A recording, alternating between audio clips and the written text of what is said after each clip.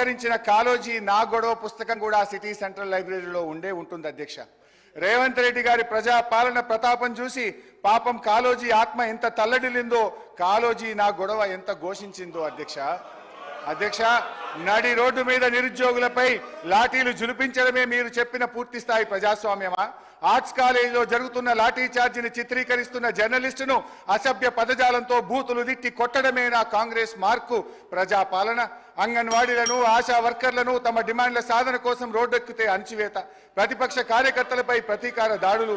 మొత్తం మీద కాంగ్రెస్ పార్టీ తెచ్చిన మార్పు ఎట్లా ఉందంటే, విద్యార్థినీలకు ఇస్తామన్న స్కూటీల లేదు, పోలీసులు విచ్చలవిడిగా ప్రయోగిస్తున్న లాఠీలా ఉంది అధ్యక్ష. హరీష్ రావు గారు కన్క్లూడ్ చేయండి, టైం అయిపోయింది, కన్క్లూడ్ చేయండి సార్. అట్లా కాదు సార్, 15 నిమిషాలు అధ్యక్ష.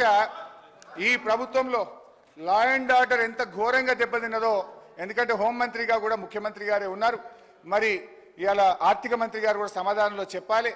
ఈ ప్రభుత్వం వచ్చిన 8 నెలల కాలంలో లా అండ్ ఆర్డర్ బాగా దెబ్బతిన్నది అధ్యక్ష. మర్డర్లు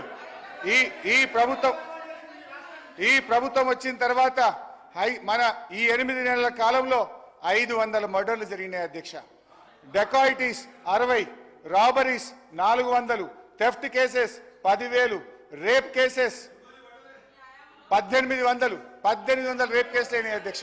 పోయిన జూన్ నెలలో ఒక్కటే జూన్ నెలలో ఒక హైదరాబాద్ నగరంలో 28. సార్, నేను దయచేసి హరీష్ రావు గారిని కోరుతా ఉన్నాను. నడి రోడ్డు మీద మిట్ట మధ్యాహ్నం 2 అడ్వకేట్లని చంపి వారిపైన ఏ కేసు ఏ చర్య తీసుకోకుండా వారు లా అండ్ ఆర్డర్ గురించి మాట్లాడతామంటే నిజంగానే ఇంతకుముందు మా వెంకన్న గారు చెప్పినట్టు దయ్యాలు వేదాలు పలికినట్టుగా ఉంది అధ్యక్ష.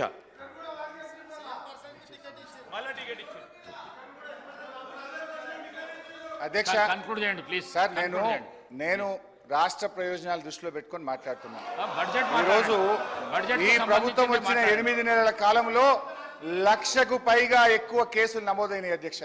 ఈ మధ్య ఒక అమ్మాయి పోలీస్ స్టేషన్ కోసం, ఒక ఆడబిడ్డ ఆటో ఎక్కి పోలీస్ కంప్లైంట్ ఇవ్వడానికి పోతే ఆ ఆటో వాళ్ళు కారులో ఎక్కించి గ్యాంగ్ రేప్ చేశారు అధ్యక్ష.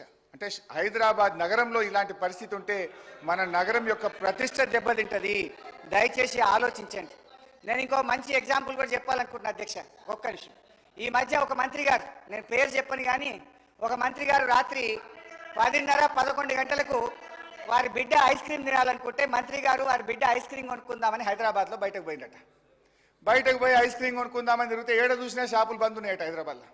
అన్ని షాపులు బంద్ ఉంటే తిరగంగా రోడ్డు మీద ఒక ఉత్తరప్రదేశ్ ఆయన అదే చిన్న బండి ఐస్ క్రీమ్ బండి పోతుంటే ఆడ ఆపుకొని ఐస్ క్రీమ్ కొనుక్కొని ఏమైందో ఆయన దుకాన్లు బంద్ ఉన్నాయంటే, ఈ గవర్నమెంట్ వచ్చినాక ఏమైందో ఏమో మేడం, ఏమైందో ఏమో పోలీసు వాళ్ళు లాఠీ చార్జీలు చేస్తున్నారు, 10కే దుకాన్లు బంద్ చేస్తున్నారని ఆ మంత్రి గారికి ఆ ఐస్ క్రీమ్ బండి ఆయన చెప్పిండట.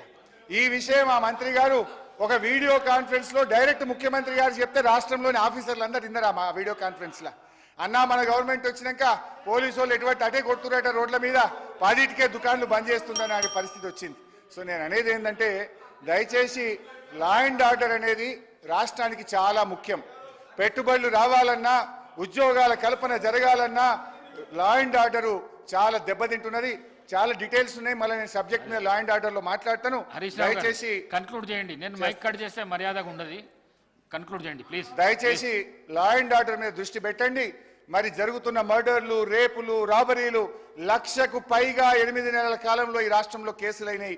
దాన్ని సమీక్ష చేయాలని మీ ద్వారా ప్రభుత్వాన్ని కోరుతున్నా. వీలైతే వివరాలు ఇవ్వండి.